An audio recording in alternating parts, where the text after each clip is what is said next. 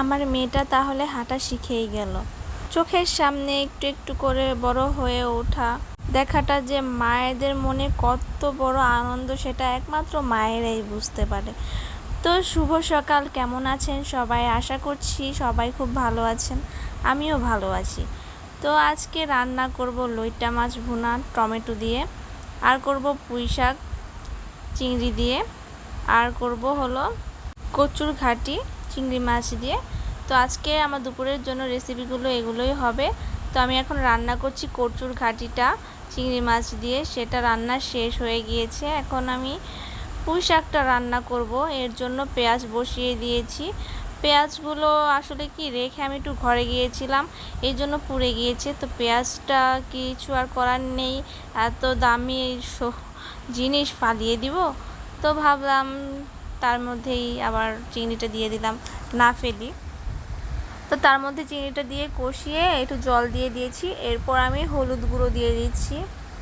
হলুদের পরিমাণটা একটু সামান্য বেশি হবে, যেহেতু শাকের পরিমাণটা বেশি। আসলে এটা আমি পুঁই শাক রান্না করব চিংড়ি দিয়ে। তো আমি এখানে হলুদের গুঁড়ো দিয়ে দিয়েছি, সাথে একটু মরিচের গুঁড়ো দিয়ে দিচ্ছি। দিয়ে আমি ভালোভাবে এটাকে কষিয়ে নিব। ঝালটা বেশি দিব না, যেহেতু একটু শাক রান্না করব, অত পরিমাণে ঝাল দিইনি, সামান্য পরিমাণে ঝাল দিয়েছি। এরপর নেড়ে নিয়েছি, নেড়ে চেড়ে ভালোভাবে কষিয়ে এরপর এই যে আমি পুঁই শাকগুলো এখানে কেটে ধুয়ে রেখে দিয়েছি। আমার কষানো হয়ে গেলে আমি পুঁই শাকগুলো দিয়ে দেব।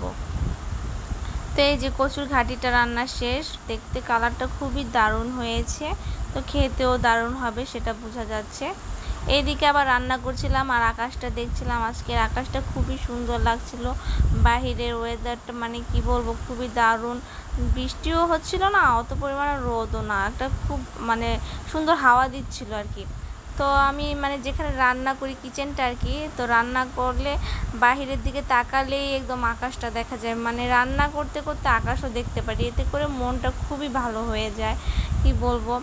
এতে রান্না করতে গেলেও একঘেয়েমি লাগে না, রান্না করতেও ভালোই লাগে। তো আমি পুঁই শাকটাও বসিয়ে দিয়েছি, পুঁই শাকটা রান্না শেষ, সেটা নামিয়ে ফেলেছি, দেখাতে পারিনি যেহেতু একটু বাবুর কাছে গিয়েছিলাম, বাবু কান্না করছিল।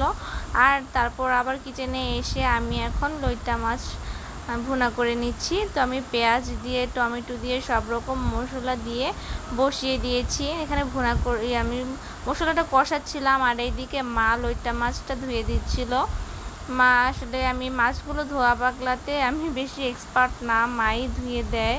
তো মা ওইখানে ধুচ্ছিল, তো ধোয়া শেষ, আমি নাড়ছিলাম আর মা মাছগুলো দিচ্ছিল। তো মাছগুলোকে মশলার সাথে ভালোভাবে কষিয়ে নিতে হবে। আর যেহেতু এটা লইট্টা মাছ, এতে জলের পরিমাণ খুবই বেশি থাকে আর কি। তো এক্সট্রা যে জল লাগে সেই জলটা না দিলেই হয়, তাহলে আর কি বেশি নরম হয়ে যাবে মাছটা। তো দুপুরে খাওয়া দাওয়া করে ঘুমিয়ে পড়েছিলাম। এরপর বিকেলের দিকে একটু ছাদে গিয়েছি, যেহেতু অনেক দিন বৃষ্টি ছিল, আজকে বৃষ্টি নাই। তো ছাদে গিয়েছিলাম বাবুকে নিয়ে, উপরে দেখলাম অনেকগুলো কবুতর খাবার খাচ্ছিল, ভালোই লাগছিল দেখতে।